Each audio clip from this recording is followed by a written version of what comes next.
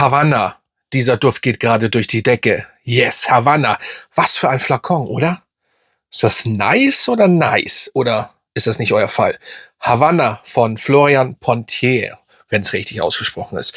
Ja, wir gehen rein. Und ja, was ist das für ein Duft? Erstmal, der Flakon ist nice, aber man muss schon sagen, man muss aufpassen. Das hält auch soweit, klar.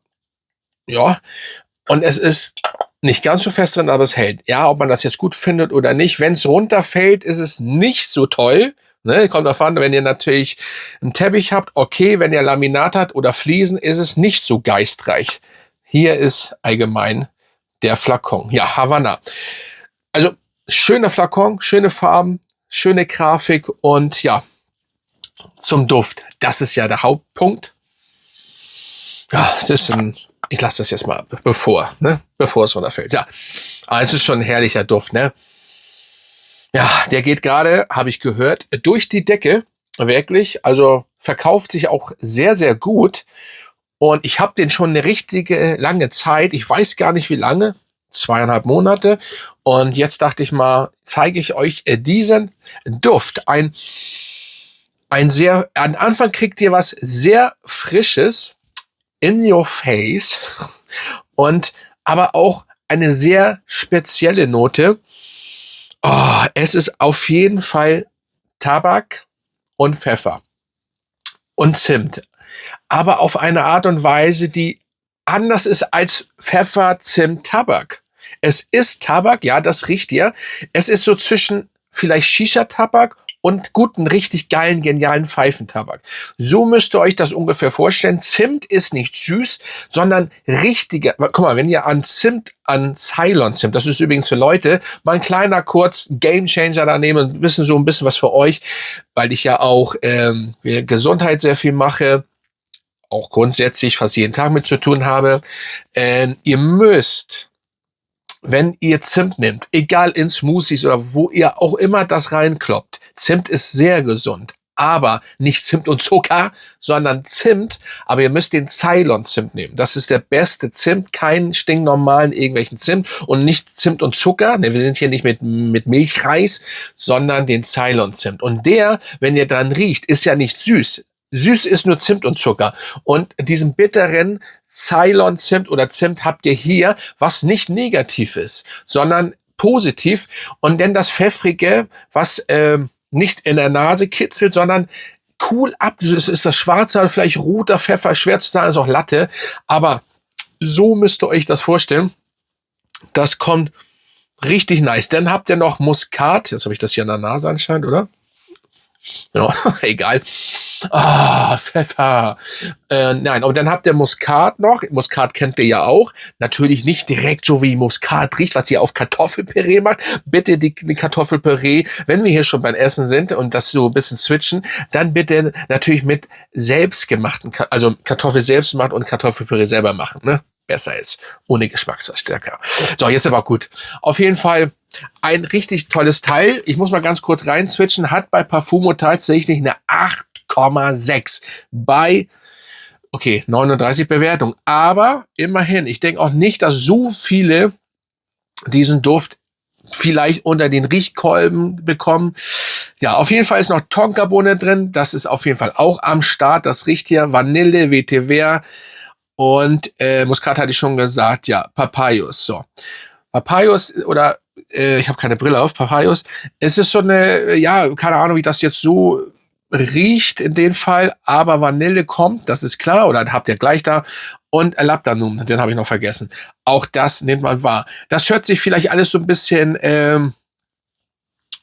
für manche vielleicht schrecklich an, weil viele heutzutage ja mehr auf diese fruchtigen Noten stehen, denn was Frisches, was ihr hier wirklich nicht in dem Fall habt. Trotzdem kommt der locker, kühl, frisch, schwer rüber. Das ist das ist schwer zu beschreiben, der Duft. Ich finde er ist gelungen und die 8, die er jetzt da hat, die Bewertungen, das ist nachvollziehbar. Ich guck mal nach, was ich bewertet habe. Ich mache das jetzt, weil viele das sich mal gewünscht haben, ich soll mal auch mal so ein bisschen gucken bei Parfumo. Ihr wisst ja, ich habe ja sonst immer gesagt, die auf so einer bestimmten Seite. Ja, es ist immer, ne? Ich habe noch gar keine CH und Haltbarkeit übrigens angegeben.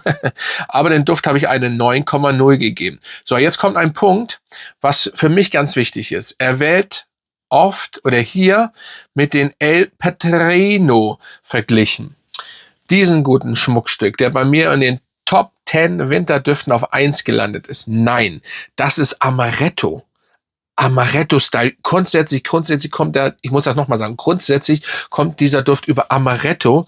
Das ist hier gar nicht zu finden. Er hat vielleicht, man könnte sagen, gehört der hier vielleicht ein bisschen mit in die Familie, aber sonst nicht wirklich. Kann man meiner Meinung nach nicht wirklich vergleichen. Es ist ein würziger, gourmandiger Duft, so müsst ihr euch den vorstellen. Und ja, cool gemacht. Netter Flakon, wenn man das mag, nur aufpassen mit dem Boden. Ja, zur Haltbarkeit und CH habe ich noch nicht angegeben, könnte ich eigentlich gleich machen oder hier nach. Da sind wir beide, also es ist fast gleichzusetzen, also würde ich eine oder locker eine 8 geben. Haltbarkeit 8, CH eine 8. Also er wird extrem gut wahrgenommen, habt ihr wirklich so am Start und er hält eben sehr lange. Also 8, 9 kann man geben und die CH, wie gesagt, auch. Würde ich so eine 8 geben. Kannst ja auf der Seite keine 8,5 geben. Und eine 8, oder kann man 8,5 geben? Jetzt mache ich das mal live. Ich weiß das. Ach ne, doch, hier kann man das machen. Nee, kann man nicht machen. 8. Na, jetzt habe ich eine 8 gegeben. Haltbarkeit, ja. 8. Es ist ja immer so schwer, ein bisschen reinzuschätzen, aber ein sehr, sehr schöner Duft mit einem sehr schönen Flakon. So, wenn ihr Bock also auf diesen Duft habt, der Preis sich aktuell bei 195 € liegt, denn ja, ist natürlich eine Stange Geld, aber ich würde sagen, für diesen Flakon, ne, ich habe ja noch 2 andere, für diesen Flakon, ja, hier so rum, ist das schon nicht schlecht. Also das ist nice. Ist ja auch mal was anderes. Klar, ihr lauft ja auch nicht die ganze Zeit so rum, damit das runterfallen kann. Das tut ihr ja nicht. Ihr habt ihn stehen grundsätzlich hier. So. Und dann steht er. Und wenn ihr braucht ihn, geht ihr ran. Kann man ja so machen. Man muss da ja nicht mit groß rumlaufen, ne? Und das runterfallen lassen. Auf jeden Fall, das kann natürlich passieren und dann ist es scheiße, auf gut Deutsch, ne? Aber schreibt mal runter, kennt ihr den schon? Was sagt ihr zu Havana? Sehr nice. Havanna übrigens, hat das irgendwas mit Kuba zu tun? Ja, nur weil da Tabak drin ist. Also, wenn es warm ist, ist der sehr stark, aber auf Kuba wird es keinen Menschen interessieren. In Deutschland bestimmt ja, weil die Menschen im gern meckern wollen. Passt durch den Tabak, den Zimt und so weiter schon nach Kuba. Und ich war noch nicht auf Kuba tatsächlich, also auf Kuba war ich das noch nicht. Und würde ich schon gern, aber Kuba habe ich von vielen Leuten gehört, ist gar nicht so toll. Die Autos zu sehen, die alten, ja, aber deswegen nach Kuba zu fahren, ja, nehmt mal Miami, denn ist zwar, ne, ja, dicht dran, sag ich mal so, aber Miami, welcome to Miami. Auf jeden Fall hier Havanna, ja, kann man machen, ist nice und passt zu Kuba. Aber ihr seid nicht auf Kuba, sondern in Deutschland und dafür ist das schon gut. Wenn ihr Tabak, wenn ihr so einen dunklen Düfte mag mit Labdanun, Zimt, Tabak, pfeffrig, aber nicht zu doll pfeffrig, leichte Süße, dann ist Havanna euer Duft von Florian Pottier, wenn richtig ausgesprochen. Yes. Ja, das war's dann. Ich gucke hier gerade nochmal rein. Also 8,6, fast 40 Bewertungen. Ja, ich kann ja noch mal gucken. Das fandet ihr so toll, was sie hier so schreiben. Wunderschön würziger Duft. Ja, das kann man so stehen lassen. Ich werde nie langweilig. Nee, das stimmt, er wird nie langweilig. Das ist wirklich so. Das ist wirklich ein Durchgänger, schönes Teil, wird nicht langweilig. Schöner, würziger Duft, erinnert mich sehr an den eingestellten Red Extreme, Polo Red Extreme. Nee, den habe ich auch. Nee. Also wenn ich den habe ich sogar, also müsste ich jetzt, wenn ich den gar, nee. Also, ich meine, jede Nase ist ja anders. Polo Red Extrem, nee. Also wenn das der ist, den das ist ja bei Polo, bei Ralph Lauren gibt's ja immer so viel. Wenn das der ist, den sie meint und ich mein, nee, denn nicht wirklich. Also, nee. Ja, lassen wir es stehen. Wollen wir nicht alles hier durchlesen. Der Duft ist gut. Testet den mal. Und dann gehen Grüße raus an meine Mitglieder.